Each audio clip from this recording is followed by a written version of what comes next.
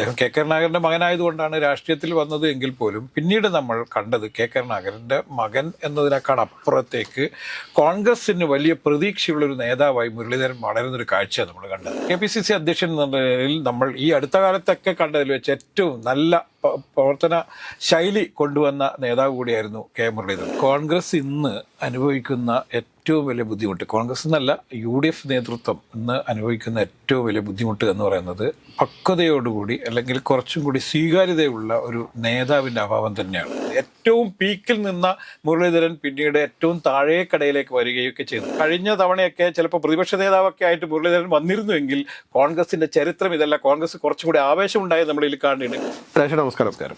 രാജേഷേട്ടാ, നമ്മളുടെ ഈ കെ മുരളീധരൻ നമ്മൾ ചർച്ച ചെയ്യേണ്ട ഒരു വ്യക്തിത്വമാണ് അല്ലെങ്കിൽ ഒരു നേതാവാണ് എന്നെനിക്ക് തോന്നുന്നു.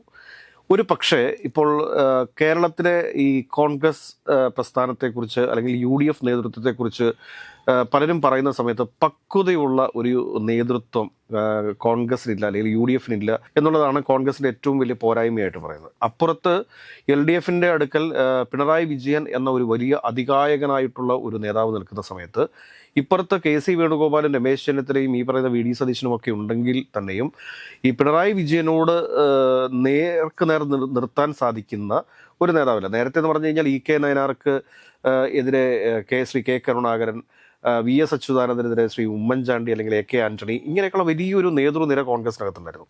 ഇപ്പോൾ മുഖ്യമന്ത്രി പിണറായി വിജയനെതിരെ നിൽക്കാൻ സാധിക്കുന്ന ഒരു നേതാവ് കോൺഗ്രസിനകത്തില്ല എന്നുള്ളത് കോൺഗ്രസിൻ്റെ ഏറ്റവും വലിയൊരു പ്രശ്നം തന്നെയാണ്.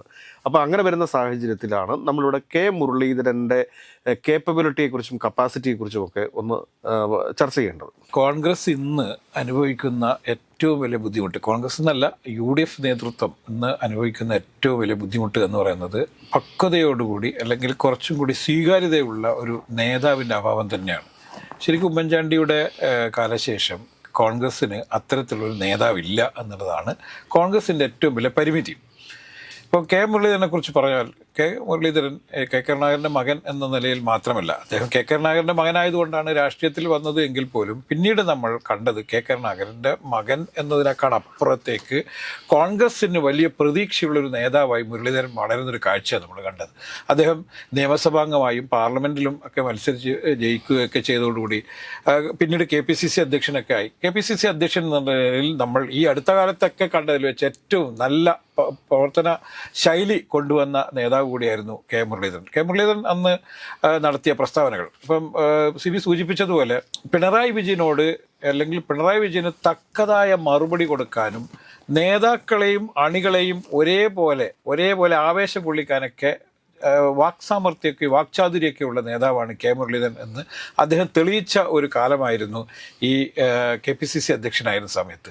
അദ്ദേഹത്തോട് തന്നെ ഞാൻ പലതവണ ചോദിച്ചൊരു ചോദ്യമുണ്ട്. താങ്കൾ KPCC അധ്യക്ഷനായിരിക്കുന്ന സമയത്ത് അതിനും താഴെയായിരുന്ന ഒരു മന്ത്രിസ്ഥാനം ഏറ്റെടുത്തുകൊണ്ട് എന്തുകൊണ്ടാണ് KPCC അധ്യക്ഷ സ്ഥാനം ഉപേക്ഷിച്ചത് എന്ന ചോദ്യത്തിൽ അദ്ദേഹം പറഞ്ഞു, അത് എൻ്റെ തീരുമാനമായിരുന്നില്ല, അത് ദേശീയ നേതൃത്വം ഹൈക്കമാൻഡിൻ്റെ നിർദ്ദേശപ്രകാരമാണ് ഞാൻ KPCC അധ്യക്ഷ സ്ഥാനം രാജിവെച്ചതെന്നും മന്ത്രിയാകാൻ വേണ്ടി എനിക്കപ്പോൾ താല്പര്യമുണ്ടായിരുന്നില്ല, പക്ഷേ പാർട്ടി നിർദ്ദേശം അംഗീകരിച്ചുകൊണ്ട് ഞാൻ മന്ത്രിയായി അതിന് വടക്കാഞ്ചേരിയിൽ നിന്ന് മത്സരിച്ച് വിജയിക്കാൻ കഴിയാതെ പോയതാണ് എൻ്റെ രാഷ്ട്രീയ ജീവിതത്തിലുണ്ടായ ഏറ്റവും വലിയ തിരിച്ചടി എന്ന് നമ്മൾ കണ്ടു. അതിന് ശേഷം അദ്ദേഹം വടകരയിൽ മത്സരിക്കാൻ വേണ്ടി പോയത് വട്ടിയൂർക്കാവിൽ MLA എന്നുള്ള രീതിയിലാണ്.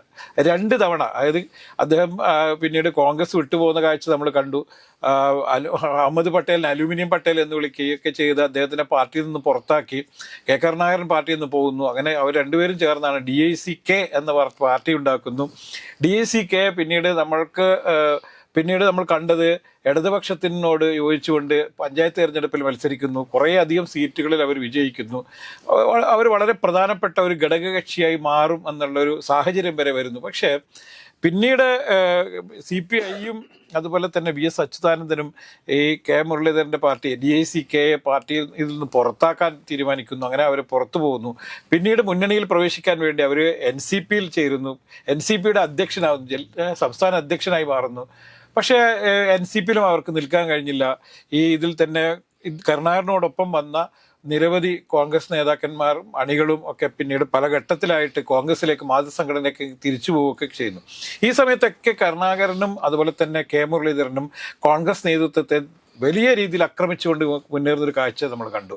അതിശക്തനായ കരുണാകരനും അതിനേക്കാളേറെ ശക്തനായി മാറുന്ന മുരളീധരനൊക്കെയാണ് നമ്മൾ കണ്ടത്. പക്ഷേ നിർഭാഗ്യവശാൽ NCP നിന്ന് പുറത്താക്കപ്പെട്ടതോടെ അദ്ദേഹത്തിന് പിന്നീട് രാഷ്ട്രീയമായിട്ടുള്ള ഒരു ഇടമില്ലാതായി മാറുകയും ഭിക്ഷാന്തേഹിയായി മാറുകയും പിന്നീട് അദ്ദേഹത്തെ നമ്മൾ കാണുന്നത് ഇന്ദിരാഭവന് മുന്നിൽ വന്ന് 1.5 രൂപയുടെ അംഗത്വം തരണം എന്ന് അപേക്ഷിച്ച് നിൽക്കുന്ന ഒരു മുരളീധരനെ നമ്മൾ കാണുന്നത്. ഏറ്റവും പീക്കിൽ നിന്ന മുരളീധരൻ പിന്നീട് ഏറ്റവും താഴേക്കടയിലേക്ക് വരികയൊക്കെ ചെയ്യുന്നു. പിന്നീട് ഈ 2011 അദ്ദേഹം പിന്നീട് കോൺഗ്രസിൽ വീണ്ടും അംഗത്വത്തിലേക്ക് വരുന്നത്.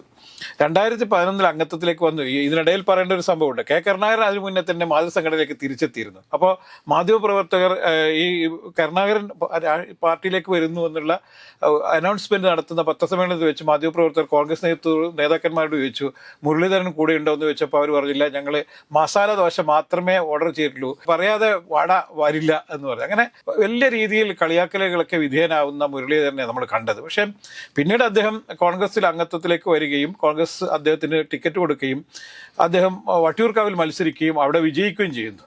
രണ്ടാമതും അദ്ദേഹം മത്സരിക്കുന്നു, അദ്ദേഹം വീണ്ടും വിജയിക്കുന്ന കാഴ്ച കണ്ടു. ആദ്യം ചെറിയൻ ഫിലിപ്പിനോട് മത്സരിക്കുന്നു, രണ്ടാമത് നമ്മുടെ BJP നേതാവ് രാജഗോപാലിനോട് മത്സരിക്കുന്നു. 2 തവണ അദ്ദേഹം വിജയം നേടുന്നു. പക്ഷേ അവിടെ വെച്ചാണ് അദ്ദേഹത്തിന് വീണ്ടും അടിതെറ്റുന്നത്. അദ്ദേഹത്തിനോട് മുല്ലപ്പള്ളി രാമചന്ദ്രൻ തുടർന്ന് വടകരയിൽ മത്സരിക്കാനില്ല എന്ന് പ്രഖ്യാപിക്കുക. അദ്ദേഹം KPCC അധ്യക്ഷനായി മാറിയ ഈ സാഹചര്യത്തിൽ മുരളീധരനോട് വടകരയിൽ മത്സരിക്കാൻ വേണ്ടി പാർട്ടി നേതൃത്വം ആവശ്യപ്പെടുന്നു. അങ്ങനെ അദ്ദേഹം വടകരയിൽ പോയി മത്സരിക്കുന്നു, അവിടെ ജയിക്കുന്നു, MP ആവുന്നു. അതോടുകൂടി വട്ടിയൂർക്കാവ് MLA സ്ഥാനം പോകുന്നു. പിന്നീട് നമ്മൾ കാണുന്ന കാഴ്ച വടകരയിൽ തുടർന്ന് മത്സരിക്കാൻ അദ്ദേഹത്തിന് സാധിക്കുന്നില്ല. അദ്ദേഹത്തിനോട് തൃശ്ശൂരിൽ വന്ന് മത്സരിക്കാൻ വേണ്ടി പറയുന്നു. അദ്ദേഹം തൃശ്ശൂരിൽ മത്സരിക്കുന്നു, തോൽക്കുന്നു. ഇതോടുകൂടി അദ്ദേഹം രാഷ്ട്രീയപരമായിട്ട് വലിയ തിരിച്ചടി ഉണ്ടാകുന്നു. അദ്ദേഹത്തിന് തന്നെ മടുപ്പുണ്ടാകും. ഇനി ഞാൻ തിരഞ്ഞെടുപ്പ് രാഷ്ട്രീയത്തിലേക്ക് ഇല്ല എന്ന് വരെ പ്രഖ്യാപിക്കേണ്ടി വരുന്നു. ഈ സമയത്താണ് പാലക്കാട് ബൈ ഇലക്ഷൻ വരുന്നത്. പാലക്കാട് ബൈ ഇലക്ഷനിലോ അദ്ദേഹത്തെ പരിഗണിക്കുന്നു എന്ന് ചർച്ചകൾ വരികയും ജില്ലാ കോൺഗ്രസ് നേതൃത്വം അദ്ദേഹത്തെ മത്സരിപ്പിക്കണം എന്ന് ആവശ്യപ്പെടുകയൊക്കെ ചെയ്തെങ്കിൽ പോലും ഷാഫി പറമ്പിലിന്റെ നിർബന്ധത്താൽ അന്ന് യൂത്ത് കോൺഗ്രസ് അധ്യക്ഷനായിരുന്ന രാഹുൽ മാങ്കൂട്ടത്തെ അവർ പാലക്കാട് മത്സരിപ്പിക്കുകയും അത് പിന്നീട് മറ്റൊരു ചരിത്രമായി മാറുകയും ചെയ്തിട്ടുള്ളത്. നമ്മൾ ആ ചരിത്രത്തിലേക്ക് വേണ്ട മുരളീധരന്റെ ചരിത്രം. ഇതിനിടയിൽ തന്നെ മുരളീധരൻ പലതവണ വീണ്ടും തോൽക്കുന്നുണ്ട്. അപ്പോൾ ജയിച്ചതിനേക്കാൾ കൂടുതൽ തവണ തോറ്റിട്ടുണ്ട്. തൃശ്ശൂരിൽ അതിനു മുന്നേ VV രാഘവനോട് തോറ്റിട്ടുണ്ട്. അതുപോലെ തന്നെ കോഴിക്കോട്ട് MP വീരേന്ദ്രകുമാറോട് തോറ്റിട്ടുണ്ട്.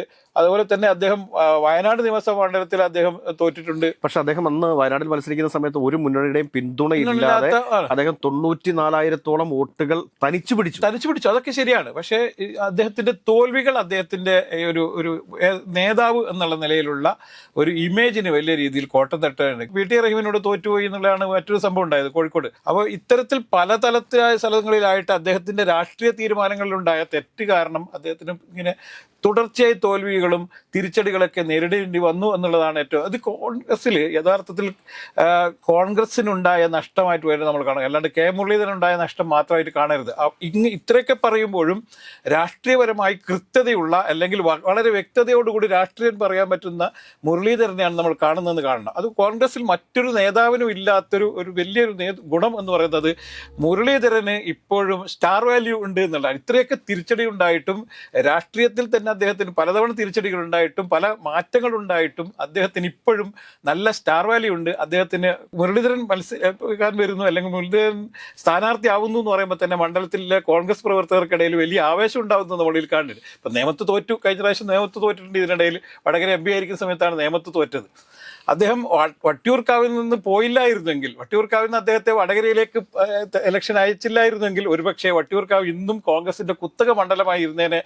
മാത്രമല്ല കഴിഞ്ഞ തവണയൊക്കെ ചിലപ്പോൾ പ്രതിപക്ഷ നേതാവൊക്കെ ആയിട്ട് മുരളീധരൻ വന്നിരുന്നുവെങ്കിൽ കോൺഗ്രസിന്റെ ചരിത്രം ഇതല്ല. കോൺഗ്രസ് കുറച്ചും കൂടി ആവേശം ഉണ്ടായത് നമ്മളിൽ കാണുന്നുണ്ട്. ഇപ്പം ഞാൻ താവാനം പറയാറുണ്ട്, ഒരു 10 VD Satheesan equal to Muraleedharan എന്നാണ്. കാരണം അത്രയും ഒരു പവർഫുൾ ആയിട്ടുള്ള ഒരു നേതാവാണ് മുരളീധരൻ. പക്ഷേ നിർഭാഗ്യവശാൽ മുരളീധരന് ഇപ്പോഴും അത്തരത്തിലുള്ള കോൺഗ്രസിൽ അത്തരത്തിലുള്ള ഒരു അക്കോമഡേഷൻ കിട്ടിയോ എന്ന് ചോദിച്ചാൽ ഇല്ല എന്നുള്ളതിൻ്റെ. കാരണം കോൺഗ്രസിന്റെ ഒരു പ്രത്യേകത എന്ന് പറഞ്ഞാൽ അധികാരം നഷ്ടപ്പെട്ട് അല്ലെങ്കിൽ ഈ എന്തെങ്കിലും തരത്തിൽ ഒരു തിരിച്ചടി ഉണ്ടായി കഴിഞ്ഞാൽ ആ ഗ്യാപ്പിലേക്ക് ഒരിക്കലും പിന്നെ തിരിച്ചു വരാൻ പറ്റില്ല. കാരണം ആരും സമ്മതിക്കില്ല എന്നുള്ളതാണ്. ഈ ഒരു നേതാവിനും പിന്നീട് തിരിച്ചു വരാൻ പറ്റില്ല. VN സുധീരന് തിരിച്ചു വരാൻ പറ്റിയില്ല. അങ്ങനെ പല നേതാക്കന്മാർക്കും ആ തിരിച്ചു വരാൻ പറ്റിയില്ല. ഇപ്പം ചെന്നിത്തലയ്ക്ക് തിരിച്ചു വരാൻ പറ്റുമോ എന്ന് ചോദിച്ചു കഴിഞ്ഞാൽ എൻ്റെ ഒരു അഭിപ്രായം എന്ന് പറയുന്നത് ചെന്നിത്തലയ്ക്ക് ഒരിക്കലും ഇനി ഒരു പഴയ പൊസിഷനിലേക്ക് തിരിച്ചു വരാൻ പറ്റില്ല എന്നുള്ളതിനാണ് കോൺഗ്രസിന്റെ ഒരു ചരിത്രം വെച്ച് പരിശോധിക്കുമ്പോൾ നമുക്ക് മനസ്സിലാവുന്നത്. അപ്പം കോൺഗ്രസിൽ പലതരത്തിലുള്ള ഗ്രൂപ്പ് സമവാക്യങ്ങളും ഒക്കെ ഉണ്ടായിരുന്നെങ്കിൽ പോലും കെ മുരളീധരന് ഗ്രൂപ്പ് സമവാക്യങ്ങളെല്ലാം മറന്നുകൊണ്ട് കെ മുരളീധരന് കുറച്ചും കൂടി അക്കോമഡേഷൻ കൊടുക്കുകയും കെ മുരളീധരന് കുറച്ചും കൂടി അറ്റൻഷൻ കൊടുക്കുകയും ചെയ്താൽ കോൺഗ്രസിന് മെച്ചപ്പെട്ട ഒരു രീതിയിലേക്ക് വളരാൻ കഴിയുമായിരുന്നു. പക്ഷേ ഈ തെരഞ്ഞെടുപ്പിൽ നമുക്ക് കാണുന്നത് കെ മുരളീധരൻ എന്ന് പറയുന്നത് വട്ടിയൂർക്കാവിലെ ഒരു സാധാരണ സ്ഥാനാർത്ഥി മാത്രമായി മാറുകയും ഒരു സ്റ്റാർ ക്യാമ്പയിനർ പോലും അല്ലാതായി മാറുന്ന ചിത്രമാണ് നമ്മൾ കണ്ടത്. എനിക്ക് തോന്നുന്നത് കുറച്ചു മുമ്പ് നമ്മൾ സംസാരിച്ചപ്പോൾ പറഞ്ഞതുപോലെ ഇദ്ദേഹത്തെ പാലക്കാട് മത്സരിപ്പിക്കുകയും അതിനുശേഷം സ്റ്റേറ്റിൽ ഉടനീളം ഒരു സ്റ്റാർ ക്യാമ്പയിനർ ആക്കി ഉയർത്തിക്കൊണ്ട് വരികയും ചെയ്തിരുന്നെങ്കിൽ വലിയ നേട്ടങ്ങൾ ഉണ്ടാക്കാനായിട്ട് യു ഡി എഫിന് സാധിക്കുമായിരുന്നു. യു ഡി എഫിന് ഇപ്പോഴും നമുക്ക് പറയാവുന്നത് യു ഡി എഫിലെ ഘടകകക്ഷികൾക്കിടയിലൊക്കെ വിശ്വാസമുള്ള നേതാവ് ഇപ്പോഴും എന്ന് പറയുന്നത് മുരളീധരൻ തന്നെയാണെന്ന്. മുരളീധരൻ എന്തുകൊണ്ടാണ് ഇവർ അക്കോമഡേറ്റ് ചെയ്യാതെ ഇത്രയും ബുദ്ധിമുട്ടി അദ്ദേഹത്തെ അകറ്റി നിർത്തുന്നത് വെച്ചാൽ മുരളീധരൻ കണിശക്കാരനാണ്, മുരളീധരൻ മുൻചുണ്ടിക്കാരനാണ്, അല്ലെങ്കിൽ മുരളീധരൻ എല്ലാം തുറന്നു പറയുന്ന ആളാണ്. കാരണം അദ്ദേഹം പലപ്പോഴും പറയാറുണ്ട് ലീഡർ കെ കരുണാകരനെ പുകച്ചു ചാടിച്ചതും അദ്ദേഹത്തിന് ഒരുപാട് ബുദ്ധിമുട്ടുണ്ടാക്കിയൊക്കെ ചരിത്രം ഞാൻ പറയുന്നത് പല കോൺഗ്രസ് നേതാക്കന്മാർക്ക് ഇഷ്ടമല്ല എന്നുള്ളതാണ്. കാരണം നമുക്കറിയാം പാമുൽ കേസ്, അതുപോലെ തന്നെ ചാര കേസ് ഒക്കെ എന്ന് പറയുന്നത് കരുണാകരൻ എന്ന നേതാവ് ഏറ്റവും പീക്കിൽ നിൽക്കുന്ന സമയത്താണ് ഈ വിഷയങ്ങളൊക്കെ ഉണ്ട്. അത് കോൺഗ്രസ് ഒന്നും ഉണ്ടായതാണ്, അല്ലാതെ രാഷ്ട്രീയ വിരോധികളോ എതിരാളികളോ ഒന്നും ഉള്ളതില്ല. സ്വന്തം പാളയത്ത് തന്നെ ഉണ്ടായ പടകളായിരുന്നു ഇതൊക്കെ.